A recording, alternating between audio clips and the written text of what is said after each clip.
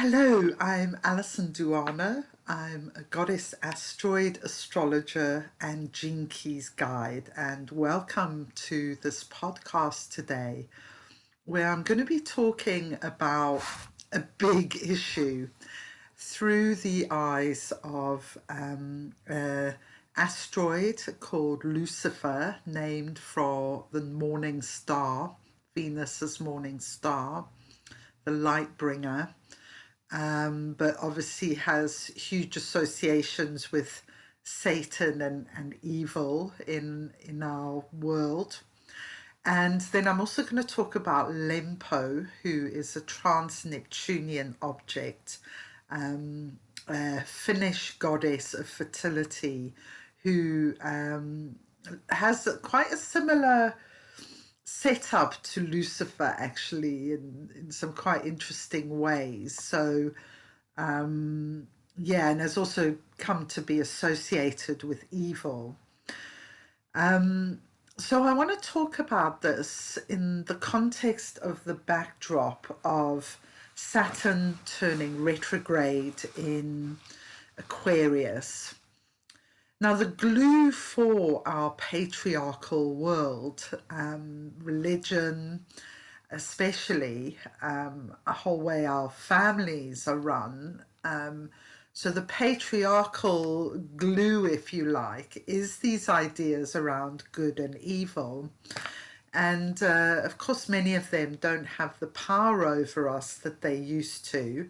And yet, in some quite subtle and beguiling ways, they still have quite a lot of power over us. And actually, if we look at,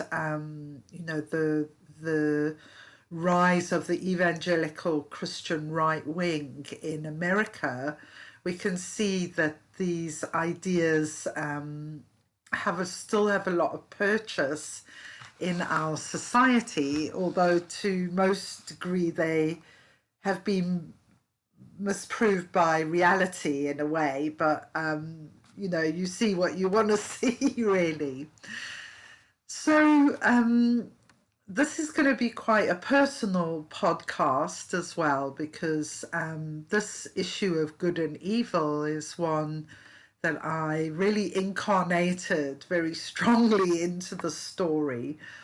My parents, when I was growing up as a child, became evangelical Christians. They were sort of Anglican Church of England Christians, but in South Africa.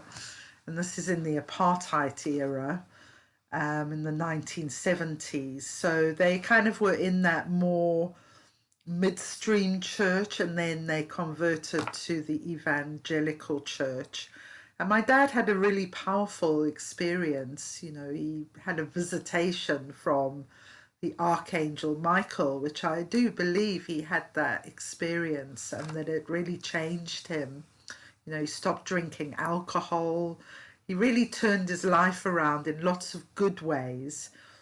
And yet one of the things that happened is the more kind of they got engrossed in the church, which they felt was obviously the right thing to do, the more fearful they became about evil and sin, and this kind of fear of Satan became the sort of energy of our lives and our home.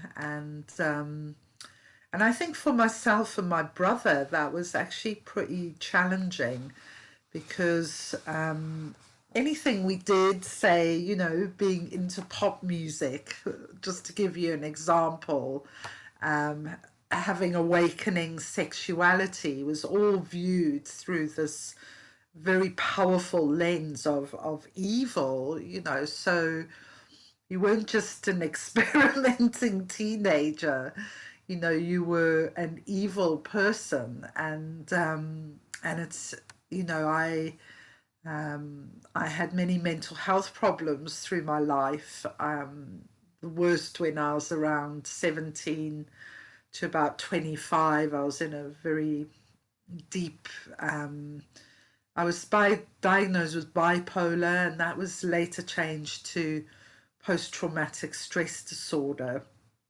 So I had, you know, these very dark years in that time. And I do believe one of the foundations of that deep depression is that I believed at some level that I was evil and a very unworthy person. And I don't think that story is unique to me. You know, I've met many, many people who have experienced this in their lives. So it's a very powerful glue in shaping us, in controlling behavior, in all sorts of things. So in my later 20s, I became an atheist. Sorry, in my early 20s. And probably becoming an atheist was part of my recovery, actually, from all that religious dogma. And then at my first Saturn return, when I was 28, 29, I had a massive kind of shamanic awakening that led me on a really spiritual path since then. But I kind of completely rejected Christianity, actually. And then in 2017, I mean, very unexpectedly, because we were following the St. Mary and Michael ley lines in the south of England, when I had this first incredible energetic encounter with Jesus, with Christ consciousness, that was, I just absolutely knew in that moment that I was loved and all other human beings were loved. And so this whole kind of story about judgment fell away. I had another experience that was all about grace, you know, forgiveness, incredible force of forgiveness, self-forgiveness that happened around that time. And then I had another one, you know, as if that wasn't enough. I had another one in October of 2017 in Spain, and that felt very much connected with the Black Madonna. And anyway, the whole thing led me to feel that I wanted to explore being a priest in the Christian church. You can't use the word priestess in the Christian church. So a priest. And I actually went down that road very seriously for a number of years. And I realized how much I needed to do that. I needed to appreciate both the beauty of the teachings of Christ, go into the Old Testament, the foundation of the Christian religion is the Jewish religion, to see the good and embrace that, but also to kind of lay to rest once and for all of the kind of dogma and rigid belief systems. So one of the teachers I encountered then, which I really recommend you look her up, and she has some contemporary, so her name is Cynthia Bourgeau.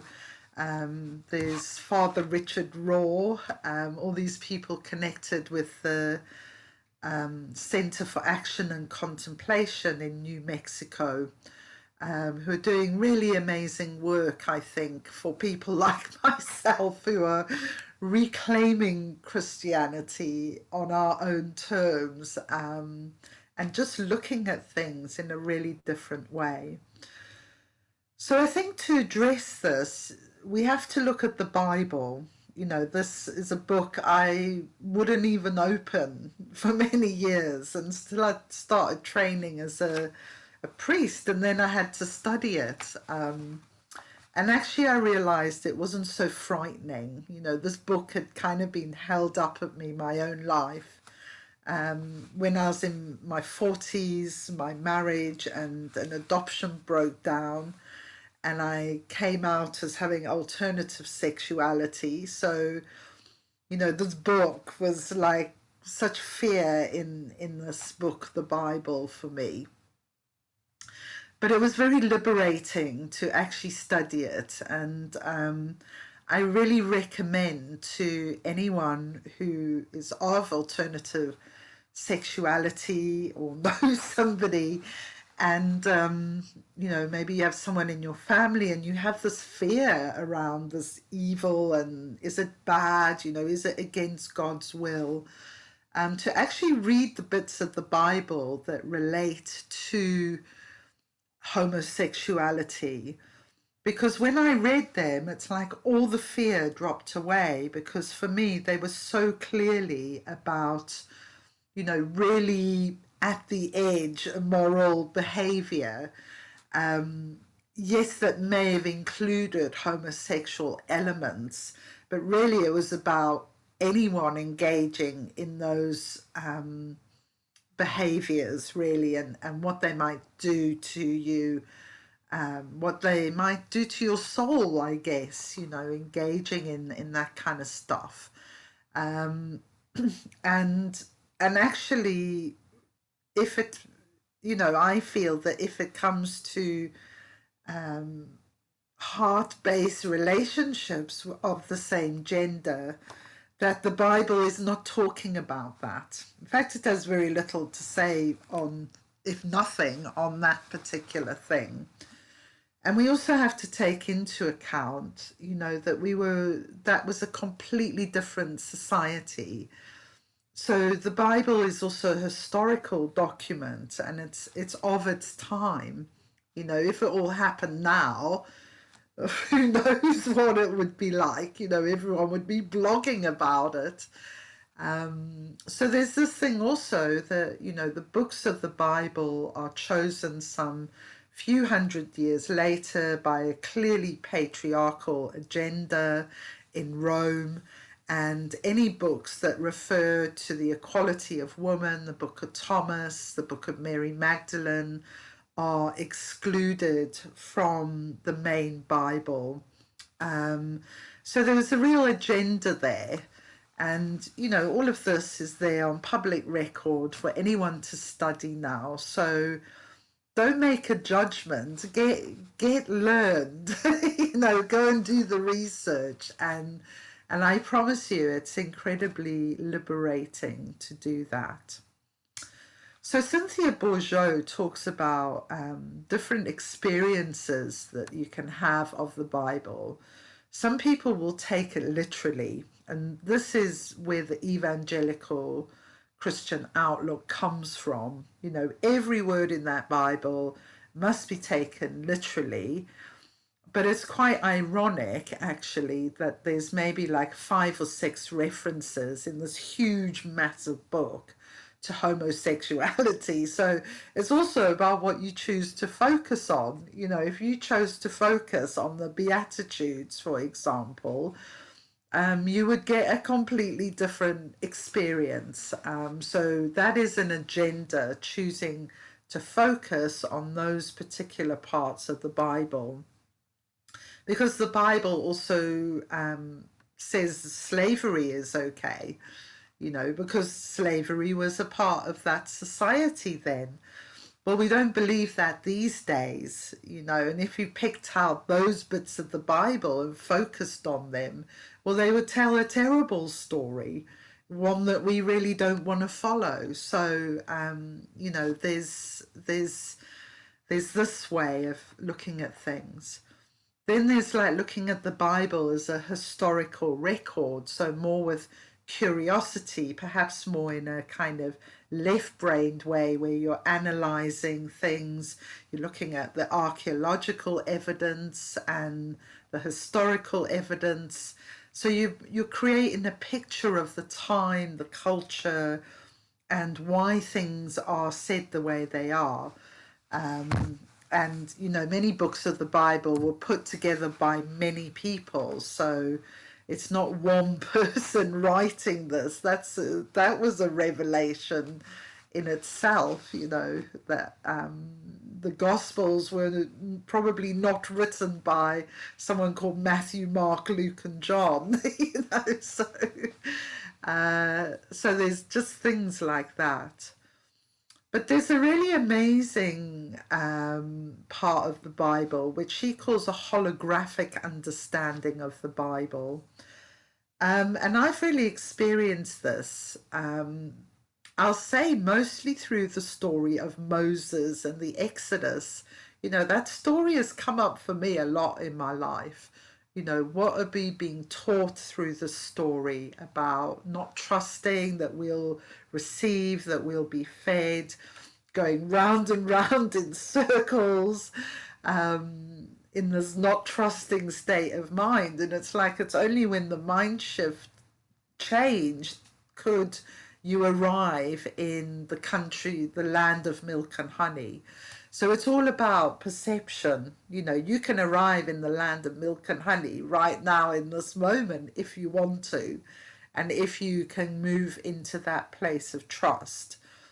So the story of Moses, I think, and you find this with many stories, you know, it's really relevant to us in every moment, in every society. So this is one thing that really helped me to shift out of this fear of evil. The second thing is this author, it's going backwards, but his name's Neil Douglas Klotz, and this particular book's called The Prayers of the Cosmos, Meditations on the Aramaic Words of Jesus. So when you read the Lord's Prayer and the Beatitudes in Aramaic, they have an incredibly rich, fertile, it's such an amazing language, but it doesn't contain words like evil. Okay, so a lot of the Bible is translated from Greek. It's written in Greek, translated from Greek, but this is not what Jesus's original language is. So, you know, things like evil are talked about in terms of fruitfulness or bad fruit or fruit that's not yet ripe, which is completely different feel to evil. So again, if these issues really get to you, or you're finding them hard to cope with, then this guy Neil Douglas Klotz, he's a real inspiration. And I noticed the foreword's written by Matthew Fox, who's another one who's really forging a new way ahead on all this. Okay, so that's my backdrop on the good and evil story, and now I want to share a bit about these asteroids. So let's talk about Lucifer first. Lucifer in ancient times was seen as a star falling from heaven. It's the morning star. You know, if we wake up early at the moment and we look up, we'll see Venus shining bright. So this is what Lucifer is named after. But Lucifer was seen as the kind of consort, actually, to Venus in her morning star phase. And in these very ancient cultures, the consort was sacrificed. I'm not suggesting in any way that's a good thing and we take it up. But that's the way it was back then, where there wasn't really a concept of the individual, and it was seen as a great honor to take on this role. Nonetheless, I'm very glad we've moved away from that. But what feels important to me at this moment in time is the fertilizing concept of Lucifer as the consort of the goddess. And it's the fertilization of the goddess that creates the new cycle. So it's almost as if unless we can return to a more neutral, contemplative, inquiring way of seeing Lucifer, then we can't get this fertilizing thing going on, which we really, really need for the earth, for humanity. So that's what I'm inviting you to do, to kind of contemplate this morning star Lucifer element. Now, very interestingly, Lucifer was discovered at 28 degrees of Aries. And the this is gene key 3, line 2. Gene key 3 is all about innocence. It's about the inner child. And so it goes from the shadow of chaos into the gift of innovation, into the city of innocence. So for me, it's very significant that Lucifer is discovered in this point and is kind of pointing us back to that innocence, if you like. And Lucifer at the moment has been recently very activated. When the sun was in the 16 a couple of weeks ago, Lucifer is in gene key 9 in the line 2 at the moment. So this is where the Earth was transiting, actually. And my colleague Midi Berry brought Lucifer to my attention and has kind of really been working my way into my imagination, but also feeling like trepidation about talking openly about Lucifer. But I really feel that this is what Venus is kind of calling me to speak about. So I'm putting my courageous hat on and doing that. And to say as well that Lucifer only later became connected with Satan. So that was not a connection in the first place. So Lucifer is kind of taken up in the Christian world and, you know, connected to Satan and evil. Yeah, so lots of issues there, you know, because do you feel that being gay is evil? You know, so these are questions we all need to contemplate for ourselves. I'm not here to tell you what is good and evil. You know, I can only have my own experience of that and my own experience of like the purification of the heart and the true teachings of Christ, allowing them to flow into our lives and through us, and kind of not getting caught up in this other stuff, which is not what I don't think what Jesus wanted to communicate into the world. You know, he didn't want to communicate hatred and division, that's for sure. So I do know that one. Okay, so that's Lucifer. And now I want to talk about Lempo. So Lempo is a Finnish fertility goddess. You know, she feels very much akin to Venus. And she actually has 2 stars as well. Where have I written those down? Oh, here we go. Hiisi and Paha. So apparently in the Finnish language, these are sort of mild swear words. So it's a trinity body though, which I find quite nice. Lempo, Hiisi and Paha.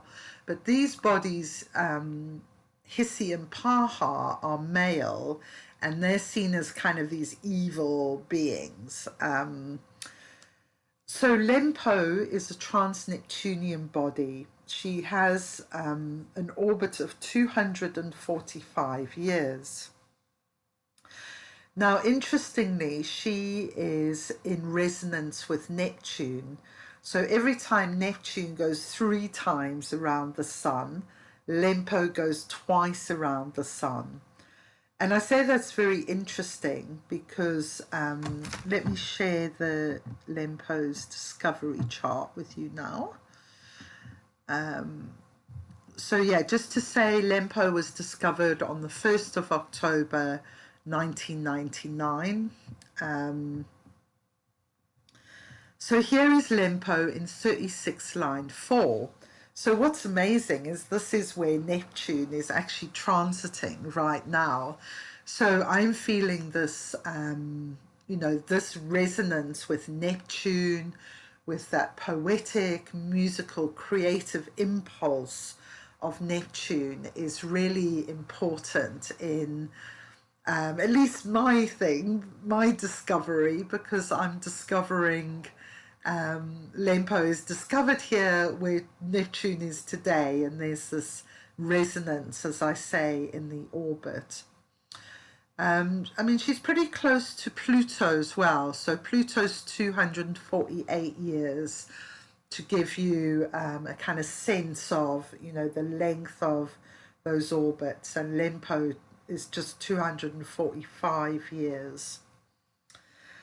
Okay, so she's moving through the chart very slowly. She's going to be in this position in at the end of Pisces. She's at 25 degrees Pisces today, which, as I say, is 36 in the line 4.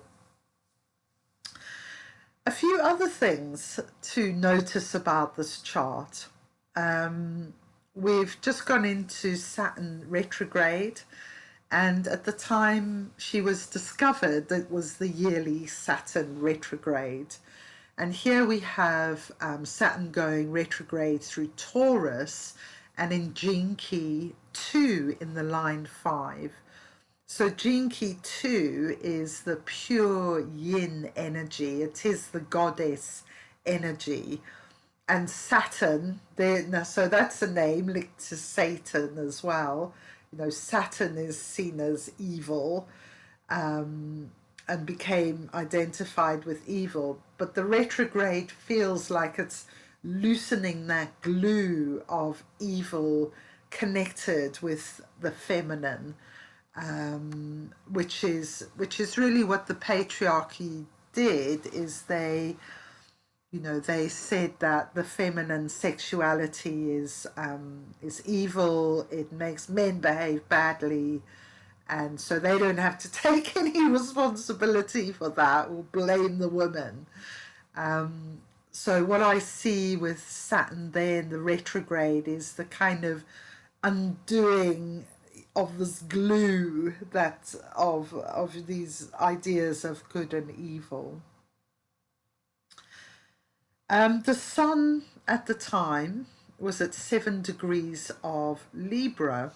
This is Gene Key 18, line 4, which is all about integrity. That's the gift of the 18.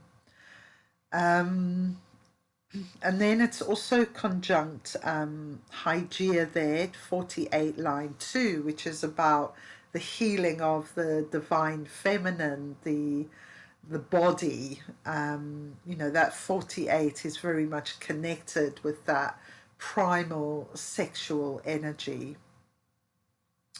And there you have Vesta there. She was at 57 in the line 3, which is all about our intuition. And Mercury also in the 32. So there's a lot of activity going on in Libra there about the balancing of things, divine justice.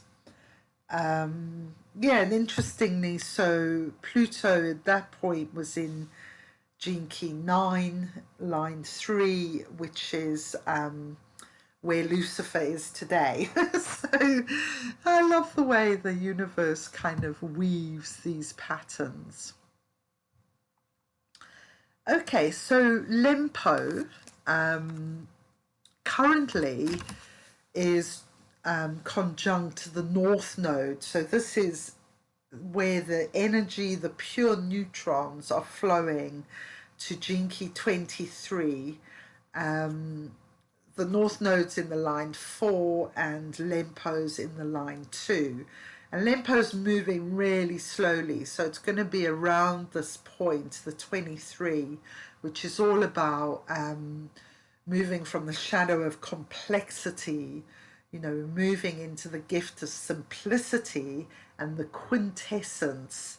The quintessence of Lempo is that she's a fertility goddess that has been kind of